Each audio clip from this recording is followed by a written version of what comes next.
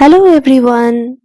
আন্তর্জাতিক নারী দিবস উপলক্ষে ক্যাস্ট্রল পাওয়ার ওয়ানের পক্ষ থেকে আয়োজন করা হয়েছিল লেডি অন দ্য হুইলস নামক একটি ইভেন্টের। নারী পুরুষ নির্বিশেষে কলকাতার বিভিন্ন প্রান্তের রাইডার্স কমিউনিটির মানুষজন এখানে এসে যোগদান দিয়েছিলেন। বারাসাতের হেলাবরতলা মোড়ে জাগৃতি সংঘের ময়দানে প্রায় জমায়েত হয়েছিলেন ৬০ থেকে ৭০ জন লেডি বাইকার্স। এইচআরসি মানে হিউম্যানিটি রাইডার্স কমিউনিটির মেম্বার হওয়ার সুবাদে আমাকে ইনভাইট করা হয়েছিল এই ইভেন্টে পার্টিসিপেট করার জন্য। বেলা প্রায় ১১টার সময় হেলাবরতলার মাঠ থেকে এক দল মহিলা রাইডার্স তাদের বাহন নিয়ে বেরিয়ে পড়েছিলেন বারাসাতের আলিশান ব্যাংকোয়েটের উদ্দেশ্যে। স্কুটির হ্যান্ডেলের মোবাইল হোল্ডারে ফোনটা আটকে ভিডিও করার কারণে প্রচণ্ড কাঁপুনি হচ্ছিল, তাই যাত্রাপথের ভিডিওটা করা পসিবল হলো না।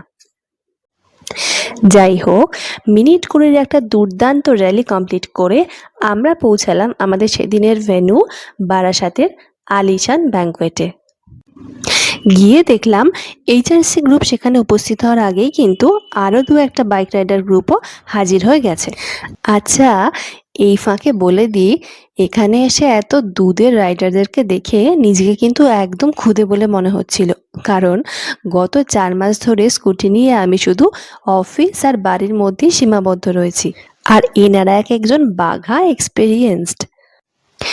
ইতিমধ্যেই প্রত্যেক রাইডারের গলায় পরিয়ে দেওয়া হয়েছিল এইচআরসির তরফ থেকে একটা করে মেডেল, হাতে পেয়ে গেছিলাম পার্টিসিপেশন সার্টিফিকেট আর একটা প্রোটিন চকলেট বার।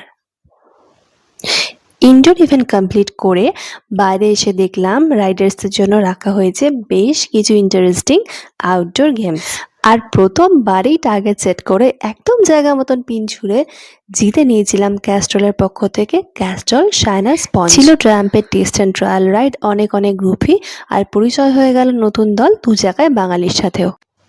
সমস্ত ইভেন্ট হয়ে যাওয়ার পর আমি কুপন দিয়ে লাঞ্চ বক্স কালেক্ট করে নিয়েছিলাম, আর তারপর চলে এসেছিলাম ছোট্ট করে আমার চ্যানেলের প্রমোশন করতে।